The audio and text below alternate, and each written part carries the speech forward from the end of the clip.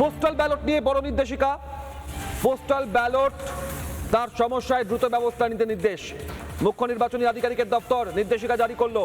জেলা নির্বাচনী আধিকারিকদের দ্রুত ব্যবস্থা নিতে নির্দেশ। ইসিআই এর নির্দেশ মেনে ভোট গ্রহণ ও ব্যালট সংরক্ষণে কড়া নির্দেশ। কড়া নির্দেশিকা নির্বাচন কমিশনের। পোস্টাল ব্যালট তাতে যারা ভোট দেন, যারা ভোটের কাজে নিযুক্ত থাকেন, জরুরি পরিষেবা থাকে, যারা সংবাদ মাধ্যমের কর্মী, বিভিন্ন ক্ষেত্রে যারা পোস্টাল ব্যালটে ভোট দেন তাদের ক্ষেত্রেও যাতে প্রত্যেকের ভোট সুনিশ্চিত হয়। অনুপম পাত্র আরো বিস্তারিত জানাবেন। নির্বাচন কমিশনের যাবতীয় খবর ধারাবাহিকভাবে লাগাতার জানিয়ে আসছেন সবার প্রথম রিপাবলিক বাংলার দর্শকদের। অনুপম, ওসিআইসিদের সঙ্গে বৈঠক গুরুত্বপূর্ণ, একই সঙ্গে পোস্টাল ব্যালট, বিস্তারিত জানবো।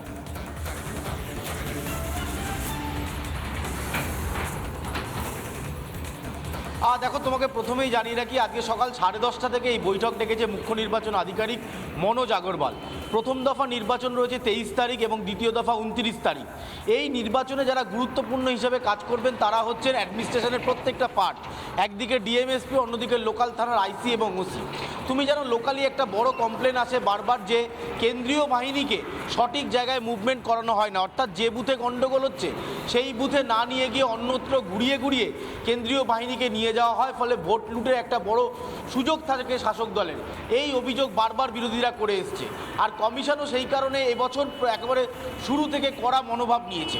এতদিন পর্যন্ত আমরা দেখেছি এসপি এবং ওসিদেরকে, এসপি এবং ডিএমদেরকে কড়া বার্তা দিয়েছে কমিশন, কিন্তু কমিশন বলছে একবারে লোয়ার লেভেলে যারা রয়েছেন, যারা অ্যাডমিনিস্ট্রেশন সামলাচ্ছেন, সেই থানার ওসি এবং আইসিদেরকেও কড়া বার্তা দিতে হবে।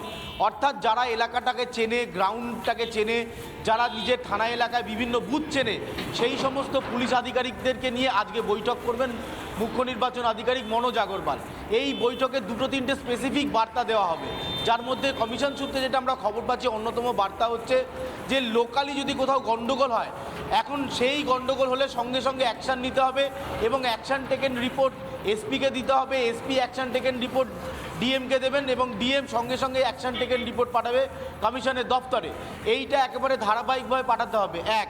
দ্বিতীয়ত হচ্ছে, যদি কোথাও ভোট লুটের মতন ঘটনা ঘটে, বুথ জ্যামের ঘটনা ঘটে, বোমাবাজির ঘটনা ঘটে, সেখানে তৎক্ষণাৎ কেন্দ্রীয় বাহিনী পাঠাতে হবে। এবার কেন্দ্রীয় বাহিনী কারা নিয়ে যাবে?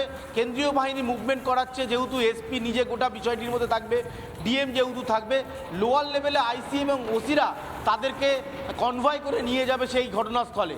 ফলে তাদেরকে দ্রুত সেখানে পৌঁছাতে হবে, এই নির্দেশও আজ কমিশনের তরফে দেওয়া হবে। লোকালি বহু জায়গায় থানার ওসি এবং আইসিদের বিরুদ্ধে পক্ষপাতের অভিযোগ ওঠে, সেইগুলো যাতে না হয় সেই নিয়ে আজকে 10:30 থেকে কমিশনের তরফে এই বৈঠক ডাকা হয়েছে, যে বৈঠক মুখ্য নির্বাচন আধিকারিক মনোজ আগরওয়াল করবেন, তার সাথে ইসিআই এর বেশ কয়েকজন আধিকারিকরা থাকবেন এবং সমস্ত থানার ওসি এবং আইসিদেরকে ভার্চুয়ালি থাকতে বলা হয়েছে। এইটা একটা যেমন বিষয়। আর একটা বিষয় তোমায় জানিয়ে রাখি, যে ইতিমধ্যেই তুমি জানো যে পোস্টাল ব্যালটের মাধ্যমে সরকারি কর্মচারী যারা রয়েছেন তারা ভোটদানের প্রক্রিয়া শুরু করেছিলেন, কিন্তু গত 17 তারিখে আমরা দেখছিলাম যে এই ভোটদান প্রক্রিয়া হচ্ছিল 1500-2000 ভোটকর্মীর জন্য একটি মাত্র বুথ খোলা হয়েছে, যেখান থেকে পোস্টাল ব্যালট দেওয়া হচ্ছে এবং সেইটা অনেক দেরিতে দেওয়া হচ্ছে। দুটো টাইমিং করা হয়েছিল, একটা টাইমিং করা হয়েছিল বেলা 12টা থেকে এবং আর একটা টাইমিং করা হয়েছিল 2টো থেকে। 12টা থেকে যারা পোস্টাল ব্যালটে ভোট দিচ্ছিলেন তাদের পোস্টাল ব্যালটই 11টার সময় দেওয়া হয়েছে। 1500 সরকারি কর্মচারী দাঁড়িয়ে রয়েছে, তাদের পোস্টাল ব্যালট এত অল্প সময়ে দেওয়া হয়েছে, দীর্ঘ লাইন, ফলে অনেকেই লাইন থেকে বিষয়টি আরো সরলীকরণ কিভাবে করা যায় তার প্রক্রিয়া শুরু করেছে কমিশন। আজ সকাল 10:30টায় প্রথম দফার 152টি বিধানসভা কেন্দ্র, যে থানা এলাকায় সব থানার ওসিআইসিদের সঙ্গে বৈঠক কমিশনের। ধন্যবাদ অনুপমকে। নানা ধরনের কন্টেন্ট দেখার জন্য লাইক করুন, শেয়ার করুন আমাদের ফেসবুক পেজ, সাবস্ক্রাইব করুন আমাদের ইউটিউব চ্যানেল। পাশাপাশি অন্যান্য ব্রেকিং নিউজের জন্য অবশ্যই চোখ রাখুন রিপাবলিক বাংলায়।